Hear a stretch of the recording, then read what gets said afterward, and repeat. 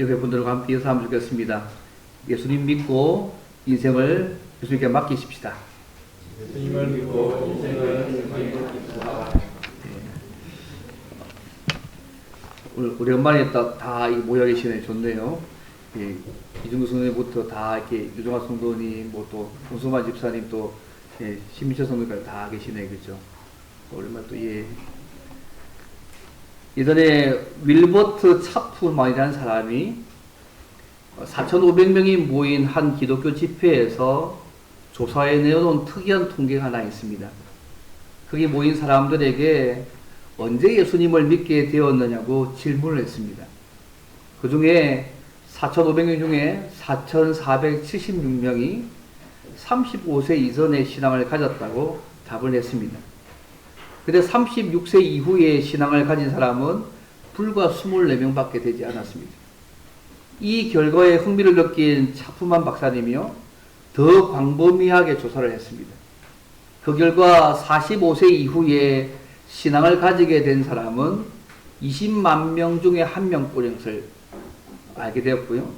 55세 이후에 신앙을 가진 사람은 30만 명 중에 1명이라는 통계를 제가 산출했다고 합니다.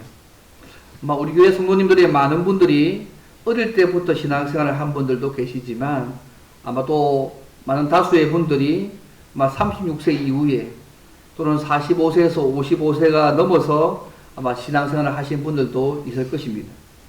어쨌든 차프만 박사의 통계에 의하면 늦게 신앙을 가지게 된 분들은 정말 기적이십니다.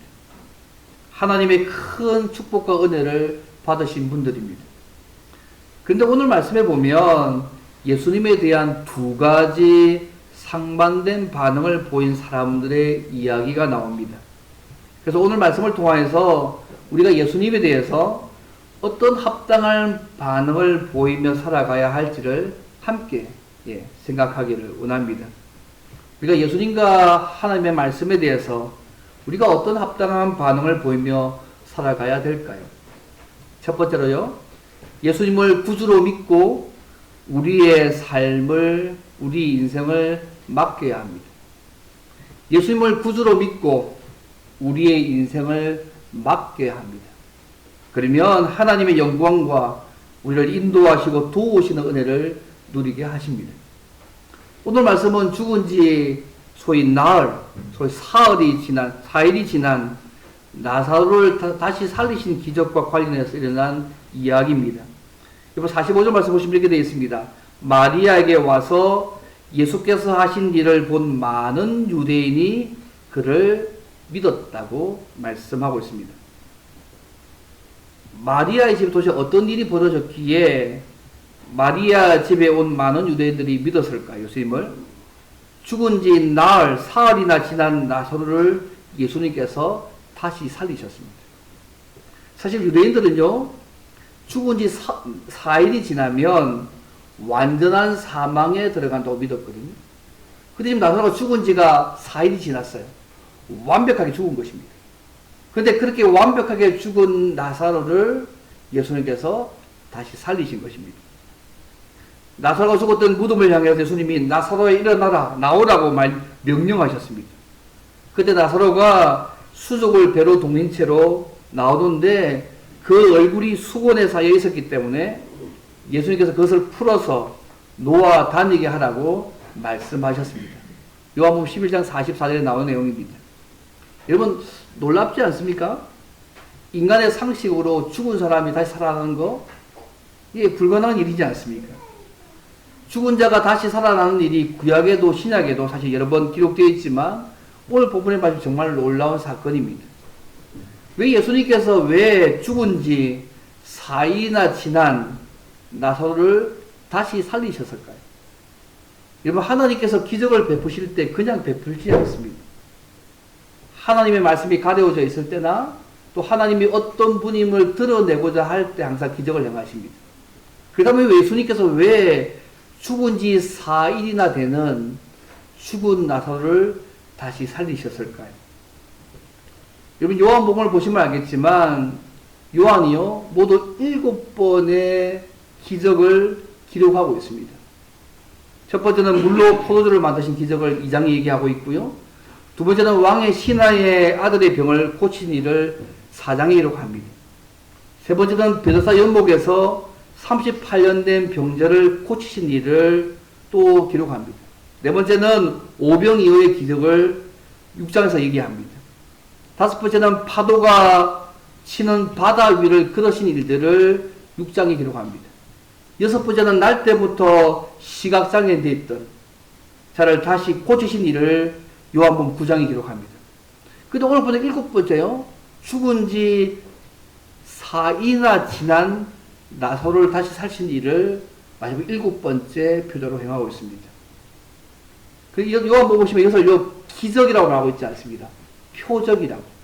이 기적이 어떤 것을 표시한다는 것입니다. 뭘 표시하냐면 이 기적을 통해서 예수님이 하나님이시고 구세주가 되시는 사실을 보여주는 것이라고 요한복음 말씀합니다.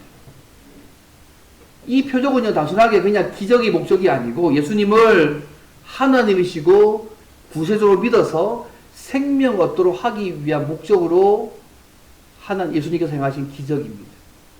그래서 요한복음 20장에 보게 되면 요한복음에 나오는 내용을 이렇게 얘기합니다. 요한복음의 기록 목적들을 예수께서 제자들 앞에서 이 책에 기록되지 아니한 다른 표적도 많이 행하셨으나 오직 이것을 기록함은 너희로 예수께서 하나님의 아들 그리스도이심을 믿게 하려 함이라. 또 너희로 믿고 그 이름을 힘입어 예수 이름을 힘입어서 생명을 얻게 하려 함이라. 하나님과 교제하는 생명 얻게 하기 위해서 이 기적을 베푸셨다고 요한복음 20장에서 말씀하고 있습니다. 여러분 요한복음을 보시면 알겠지만 1장부터 11장까지 봐요. 예수님이 3년간 행하시고 가르친 일을 중심으로 기록합니다. 특별히 예수님께서 특별히 이곳에서 7가지의 표적을 기록하므로 예수님이 하나님의 아들 그리스도가 되심을, 하나님이시고 구원자가 되심을 입증하십니다. 그리고 요한복음 12장부터 21장까지는요.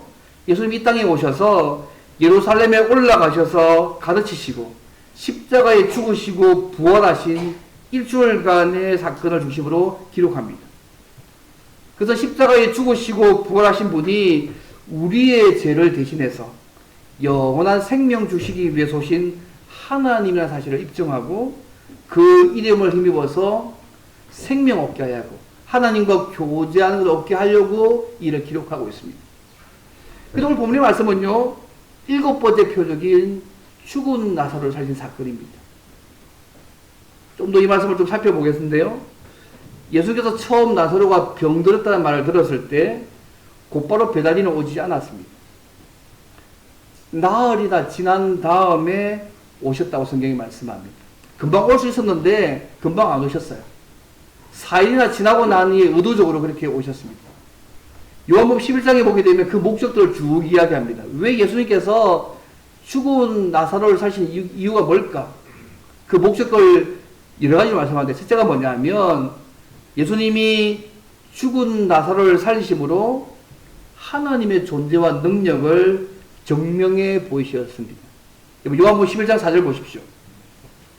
예수께서 들으시되 이르시되 요한복음 11장 4절 보시면 이 병은 죽을 병이 아니라 요한복음 11장 4절요. 죽을 병이 아니라 하나님의 영광을 위함이요 하나님의 아들이 이로 말미암아 영광을 받게 하려 하며 하나님의 영광과 존재와 능력을 드러내기 위해서 죽은 나사로를 첫 번째 살리셨습니다.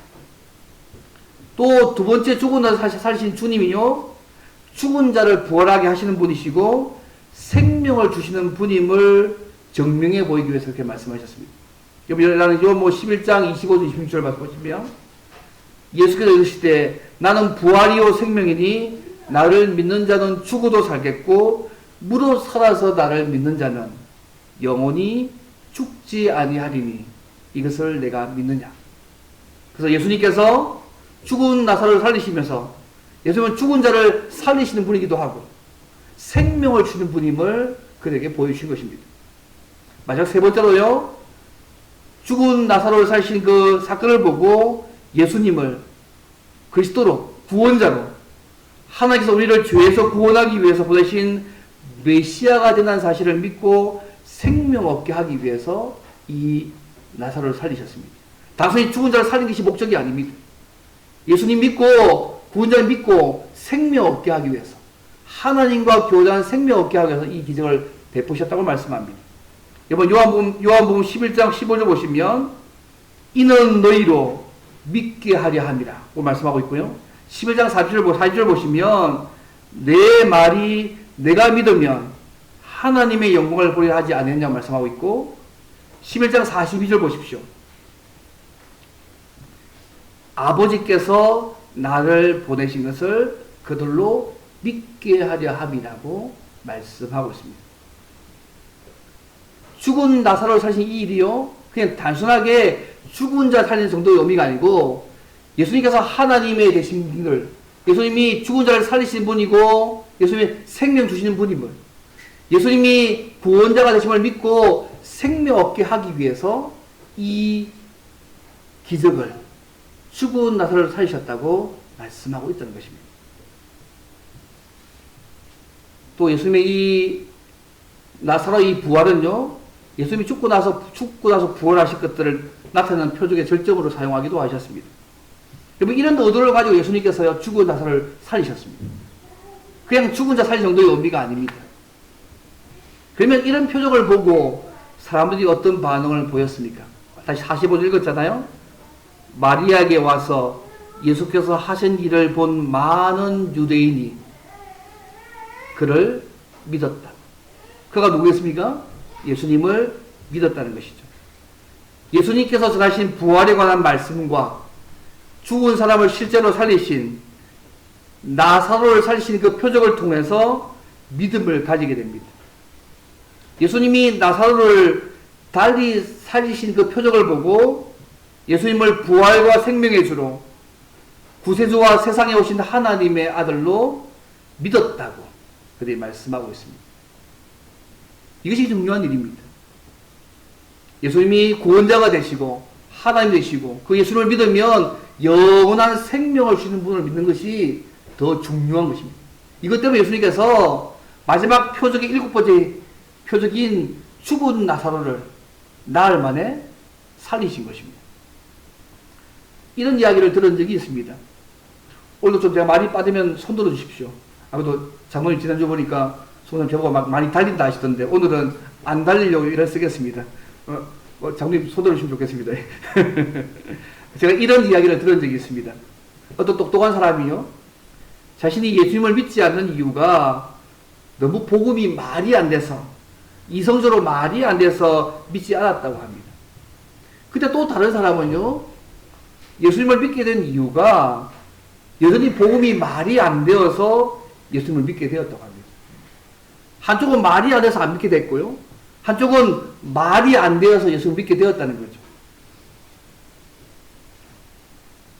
말이 안 돼서 예수님을 믿게 된 사람의 말이 이런 말입니다.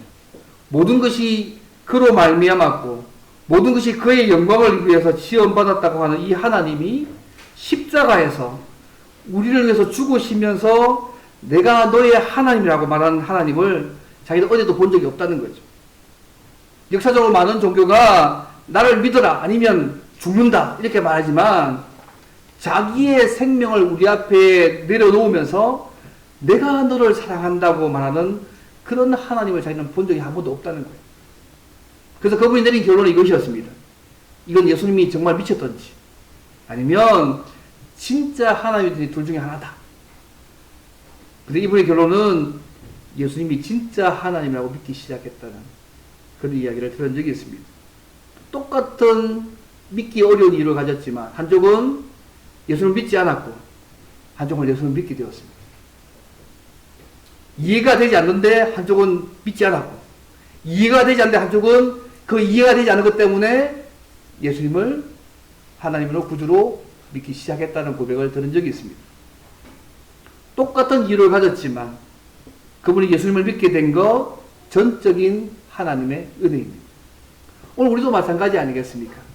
내가 예수님을 구원자로 또 하나님을 믿는 거 전적인 하나님의 은혜로 우리가 믿은 거 아니겠습니까? 제가 좋아하는 에브라함 링컨을 참 제가 좋아하는 인물 중에 한 명인데, 링컨이 대통령 취임사에 이런 얘기를 한 적이 있습니다. 우리가 당면한 어려운 문제들을 해결하고자 할 때 우리의 지혜와 열심만으로는 안 됩니다. 마땅히 하나님의 말씀인 성경을 의지해야 하고 하나님을 굳게 신뢰해야 합니다. 하나님께서 이미 이 나라를 돌보셨기 때문에 결국 우리나라를 어려운 위기에서 건져주실 것입니다. 기도는 민족을 살립니다. 예수님은 우리의 소망이십니다. 대통령 취임 연설사에요 이런 얘기를 합니다. 사랑하는 성도 여러분, 혹자의 말처럼 지금 한국에서 교회를 다닌다고 하면 그것은 매우 창피한 일이고 마치 시대에 뒤떨어진 사람처럼 취급을 당한다는 말을 들은 적이 있습니다. 그럼에도 불구하고 우리는 예수님만이 구원에 이르는 유일한 길임을 믿습니다. 예수님을 구주로 믿는 이 일을 우리의 삶과 죽음의 문제, 우리 인생의 가장 중요한 문제로 여기시기를 바랍니다. 성경에 기록된 구세주가 되신 예수님에 대한 가장 합당한 반응은요, 예수님께서 죄로 인해 죽은 우리를 구원하기 위해서 십자가에 죽으셨다는 그 사실을 믿고 여기에 우리의 삶과 인생을 맡기는 일입니다. 그러면 하나님께서 우리가 이 사실을 믿고 맡길 수 있도록 우리의 크고 작은 기도에 때는 응답하시기도 하고 때로는 성령의 초자연적인 방법으로 역사하셔서 때는 우리의 문제를 해결하기도 하시고 때는 우리의 병을 고치기도 하시고 다양한 모습을 통해 역사하셔서 우리의 믿음이 참되다는 사실을 우리의 삶 가운데 입증해 주실 것입니다. 이번 주님을 믿고 그 말씀에 우리의 인생을 맡겨보시면 좋겠습니다. 그리고 이미 예수님을 믿고 하나님과의 교제를 생명을 경험하고 있는 분들이라면 얕은 물가 잊지 마시고요. 더 깊은 신앙의 세계에 들어가셔서 하나님의 영광을 보는 은혜와 우리를 인도하시고 도우시는 은혜를 날마다 풍성히 누리는 저와 여러분이 되기를 주의 이름으로 바랍니다. 이 첫 번째입니다. 그렇다면 두 번째로 예수님을 구주로 믿지 않고 반대하는 일에 대해서 하나님이 여러분 어떻게 하실 것 같습니까? 두 번째입니다. 모두 다가 예수님 다 믿고 그죠? 하나님의 자녀 은혜를 누리면 좋겠잖아요. 그런데 반대로 예수님을 구주로 믿지도 않고 예수님을 반대하는 일에 대해서 하나님이 어떻게 하실지가 두 번째입니다. 예수님을 믿지 않고 반대하는 일도 하나님의 뜻을 이루고 성도에게 유익하게 하십니다. 예수님을 믿지 않고 반대하는 그 일조차도 하나님의 뜻을 이루고 성도에게 유익하게 하십니다. 그게 하나님의 모습입니다.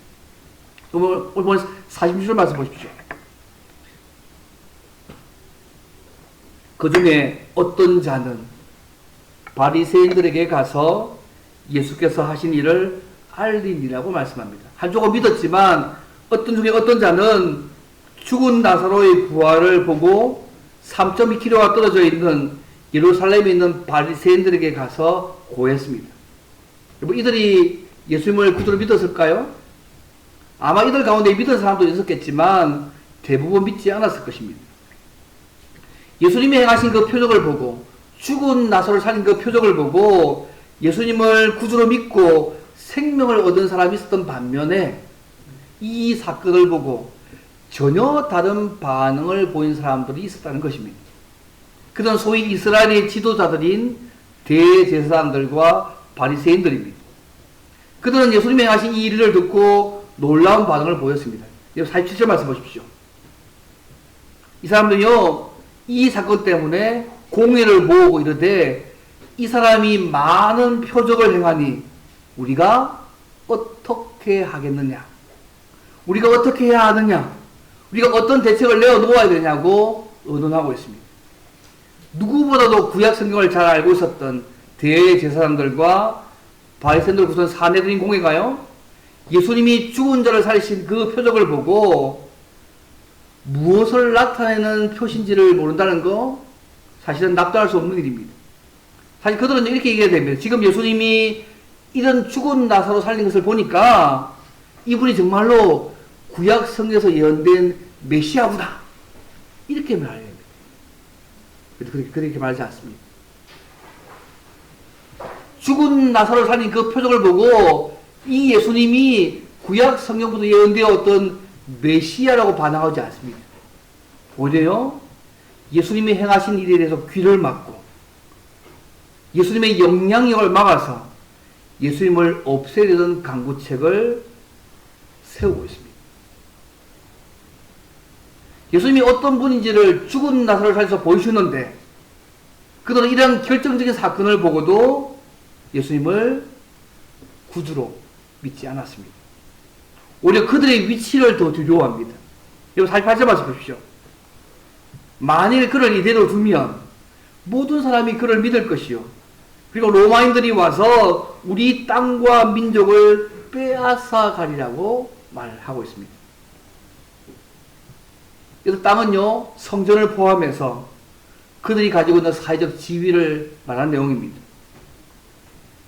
예수님이 행하는 대로 그대로 방관한다면 많은 사람들이 그를 따르게 되고 그렇게 되면 소요가 일어나게 되어져서 로마인들이 개입하는 빌미가 되어져서 우리의 성전과 우리의 사회적 지위와 나라를 빼앗기게 될 것이라는 얘기입니다. 전혀 입장이 다르죠? 한쪽은 예수를 믿었지만 한쪽은 자기들의 위치가 없어지는 걸 두려워해서 다르게 반응하고 있습니다. 그들은 민족의 소멸을 막기 위해서 예수님을 십자가에 못 박여 죽였지만 오히려 이스라엘이 주후 70년에 로마에서 멸망되고 성전이 오히려 완전히 파괴되는 그 이후에 40년의 일이 벌어집니다. 오늘 우리가 복음의 핵심 예수님을 전할 때 오늘도 다양한 반응들이 우리의 삶 가운데 있습니다. 예수님 당시에도 예수님이 천국 복음을 전파하시고 이것을 확정해서 많은 표적을 행하셨습니다. 오늘도 하나님이 세우신 사람들을 통해서 복음을 전하고 그 복음이 진실이라는 것을 입증하기 위해서 성령 하나님께서 다양한 방법으로 역사하십니다. 우리 기도에 응답하시기도 하시고요. 또 우리의 질병을 치유하기도 하시고 우리의 가진 문제들을 해결해 주시기도 하십니다. 근데 어떤 사람은 이것들을 보고요. 믿고 기쁨과 감사함으로 하나님께 헌신하기도 하지만 또 어떤 사람들은 그런 기적과 문제 해결을 보고 놀라기는 하지만 믿지 않습니다. 오히려 예수님과 복음을 방해하기도 합니다. 그런데 재밌는 것은요. 하나님께서 사람들이 예수님에 대해서 부정적으로 응답하는 그 일조차도 합력하여서 하나님의 뜻을 이루시고 성도들에게 유익하게 하신다는 것이 중요합니다. 그런요, 하나님의 명백한 하나님의 살아계심과 능력을 죽은 자를 부활시키는 일을 통해서 보았음에도 불구하고 예수님을 반대하고 그들의 뜻대로 하려고 했지만 그들의 뜻을 이룬 것은 아니었습니다. 그들이 죽은 나사 죽은 보고를 받았습니다. 그들이 사내리 공회에서 모였습니다. 그런데 이 공회에서요, 그 해의 대제사장인 예수님 죽는 그 해의 대제사장인 가야바가 한 가지 제안을 합니다. 그 제안의 내용이 뭐냐면 예수님 한 사람 죽여서 이스라엘이 망하지 않게 해야 된다는 거예요. 예수 한 명만 딱 죽이면 우리가 안 망하니까 예수 한 명 죽여서 우리가 망하지 않게 해야 된다는 것이 그들의 논리입니다. 오늘 49절 50절 와서 보십시오. 그 해 예수님을 죽인 바로 그 유명한 해에 그 해의 대제사장인 가야바가 제안합니다. 한 사람이 백성을 위해서 죽어서 온 민족이 망하지 않게 되는 것이 너에게 유익하다고. 쉽게 하면 예수님 한 사람 죽여서 이스라엘이 망하지 않게 해야 한다는 것이 그들의 논리였습니다. 이러한 가야바의 제안이 받아들여져서 이날부터 예수님을 죽이려고 모의하기 시작했다고 53절에 말씀하고 있습니다. 그런데요, 이 사이에 중요한 말씀이 있습니다. 요한복음을 기록한 사도 요한이요, 이 대제사장 가야바의 말에 대해서 재미있는 코멘트를 달았습니다. 51절과 52절 말씀 보십시오. 이거 같이 한번 읽어볼까요? 51절과 52절 말씀입니다. 같이 한번 읽겠습니다. 시작. 이 말은 스스로 함이 아니요 그 해의 대제사장이므로 예수께서 그 민족을 위하시고 흩어진 하나님의 자녀를 모아 하나가 되게 하기 위하여 죽으실 것을 미리 말함이니라. 아멘. 무슨 말입니까? 대제사장 가야바가 한 말이 뭐냐면 예수님이 십자가에 죽으심으로 자기 민족인 이스라엘의 택한 자들만이 아니라 흩어진 하나님의 자녀를 구원하실 것이라는 예언을 하고 있습니다. 여러분, 예수님의 죽음은요, 하나님 나라를 건설하는 종말론적인 사건입니다. 예수님의 죽으심은 유대인과 이방인 모두를 위한 것이었습니다. 그분이 죽으시는 것은 그 민족, 이스라엘 민족만 위할 뿐만 아니라 흩어진 하나님의 자녀, 이방인들을 모아서 하나가 되게 해서 새로운 언약 공동체의 민족을 창조하는 일입니다. 쉽게 말하면 예수 그리스도를 머리로 하는 보편적인 교회를 만드는 일이라고 말씀하고 있습니다. 가야바는요, 예수님 한 명 죽으면 우리가 살겠다, 우리가 사는 이라고 얘기했는데, 하나님 이 가야바의 반역을 이용해서 온 인류를 구원하는 일로 하나님이 만들어 가시고 있음을 말씀하고 있습니다. 그는 무의식적으로, 섭리적으로 하나님께 사용되고 있는 것입니다. 자기는 자기가 살겠다고 얘기하는 일이잖아요. 예수 한 명 죽이면 이스라엘 모두가 다 사는 일이라고 얘기했지만, 하나님은 그의 이 말을 통하여서 온 세상 사람들이 하나님 백성이 되어지는 길을 만드는 통로로 사용하시고 있습니다. 그래서 바울은요, 하나님의 어리석음이 사람보다 지혜롭다고 말씀합니다. 자신의 사회적 지위와 성전과 이익을 잃게 된 그 염려 때문에 예수님을 죽임으로 그 영향을 없애야 한다는 그 가야바, 악한 자의 입에서 나온 이 말이, 이 예언의 말이 하나님의 뜻을 이루는 통로가 되고 있음을 여러분 기억하실 필요가 있습니다. 우리 성경에 기록된 역사를 볼 때요, 하나님은 온 세상 역사를 통치하시고 섭리하신 분이시잖아요. 여러분, 이런 일이 이상한 일이 아닙니다. 예를 들면 우리가 아는 저 빌라도 예수님을 십자가에 못 박으면서 그 편만을 붙일 때 이렇게 합니다. 이는 유대인의 왕이라고 편만 붙였습니다. 히브리어와 헬라어와 라틴어를 썼습니다. 그 당시 모든 사람이 다 이해할 수 있도록 이는 유대인의 왕이라고 썼지만, 그 편말 붙인 빌라도가요, 정말 그렇게 믿고 기록한 것은 아니었습니다. 근데 그 편말이 영원한 진리를 선포하는 도구가 되었던 아이라는 사실이 있습니다. 우리가 살고 있는 구약시대 요셉의 형들이요, 요셉을 미워해서 웅덩이에 빠져 죽이려고 했지 않습니까? 죽이기보다 미디안 상인들에게 파는 것이 더 좋겠다 생각해서 종으로 팔았습니다. 요셉에게는 고통스러운 일이었지만 하나님께서 그 일을 통해서 당신의 일들을 이루고 하시지 않습니까?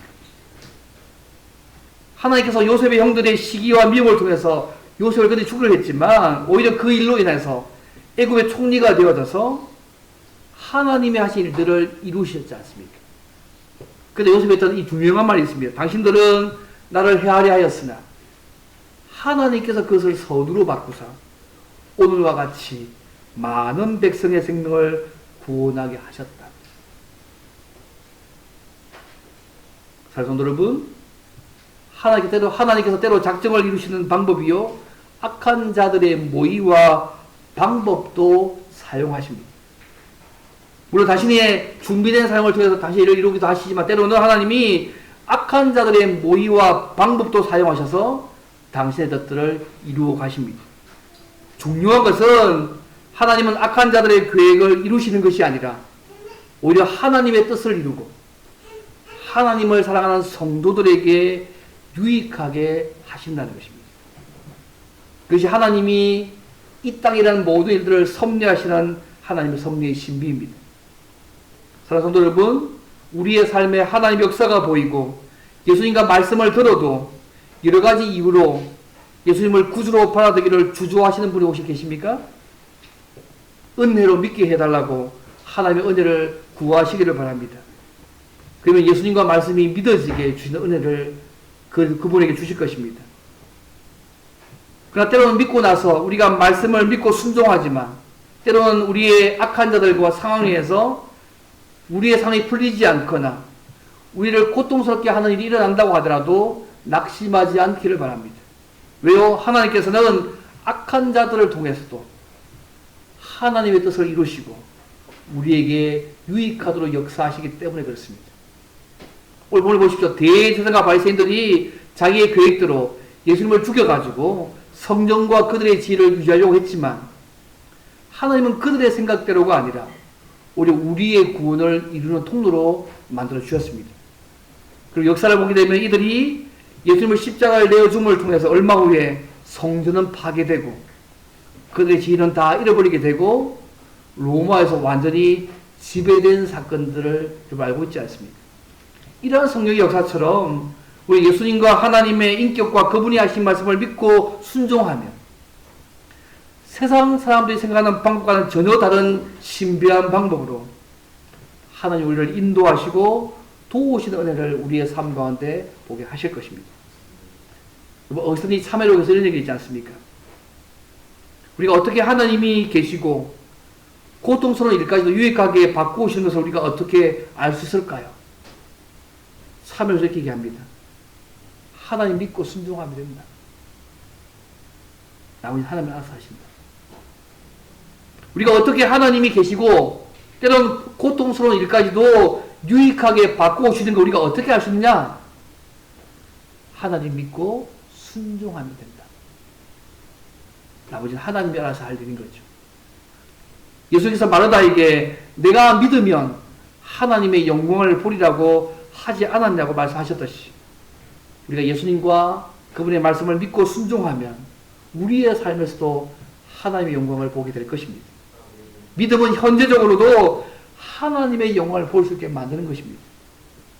그러나 우리가 믿지 않고 반항하면요 더 큰 손해입니다. 그런데 감사해서 하나님은 그 행동조차도 궁극적으로 당신의 뜻을 이룬 도구로 사용할 수 있는 분이십니다. 그래서 우리가 하나님의 말씀과 복음을 전하는 일에 있어서 최선을 다해서 전하시면 좋겠습니다. 그러나 그 결과에 대해서는 하나님께 맡기셔야 합니다. 우리가 하나님의 말씀을 전한다고 해도 다 믿는 것은 아니라는 것을 잊지 마실 필요가 있습니다.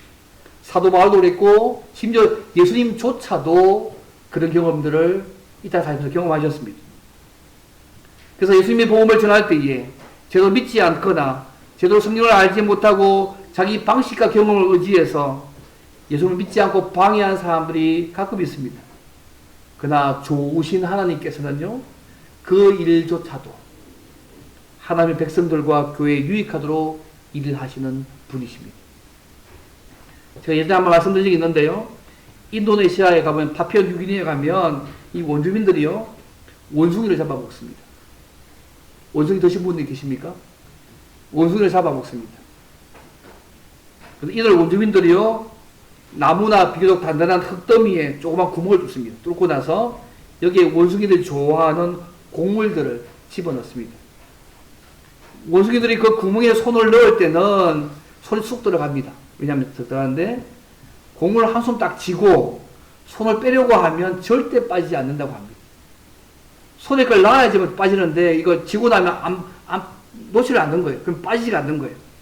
근데 원주민들이 다가가도 이 원숭이들이요 멍청하게요 손에서 곡물을 놓지 않으려고 하기 때문에 도망치지도 못하고 원주민들에게 잡히게 된다고 하는 말을 들었습니다. 너무 얼썩고 우스운 상황 아닙니까? 자기를 죽이러 온 사람이 오는데도 불구하고 잡았던 거 안 넣어가지고 결국 잡혀서 죽게 되는 것이죠. 근데 원숭이보다 더 똑똑한 우리의 인간사에도 다반사로 일어나는 저는 일이라고 생각합니다. 우리가 가진 모든 것보다 더 많은 걸 얻기 위해서 때는 우리가 가진 것들을 포기하지 않기 위해서 많은 사람들이 오늘도 예수님을 구주로 믿기를 거부하고 매일매일 예수님을 십자가에 못 박는 삶들을 삽니다. 혹시 우리의 삶 가운데 속에서도 여러 가지 이유로 예수님을 믿고 맡기지 못하는 부분은 혹시 없으십니까? 말씀을 맺겠습니다. 사랑하는 성도 여러분, 아마 내일 되면 12월 아닙니까? 12월부터는 오신 예수님을 기억하고 다시 오실 예수님을 바라보는 대강절을 우리가 보내게 됩니다. 뭐 예전보다 더 빨리 크리스마스 트리와 캐롤송이 곳곳에 들리는 것 같습니다. 근데 이 크리스마스의 주인공인 예수 그리스도가 더 중요하지 않습니까? 우리의 구주와 주인이 되신 예수님을 믿고 우리의 인생을 맡기는 삶들을 사시기를 바랍니다. 결코 손해보는 장사 아닙니다. 이미 예수님을 믿고 하나님과의 교제를 경험하고 있는 분들은 얕은 물가에 있지 마시고 더 깊은 신앙의 세계에 들어가시기를 바랍니다. 그리고 이 예수님을 날마다 우리의 말과 삶으로 때를 어떤지 못 어떤지 전하며 살기를 예서시기를 바랍니다. 그러나 그 결과에 대해서는 하나님께 다 맡기시기를 바랍니다. 날마다 예수님을 믿고 우리 인생을 온전히 맡기고 사셔서 하나님의 영광과 우리를 인도하시고 도우시는 하나님의 은혜를 날마다 풍성히 누리는 저와 여러분 되시기를 주님을 바랍니다. 오늘 말씀 기도하면 좋겠습니다.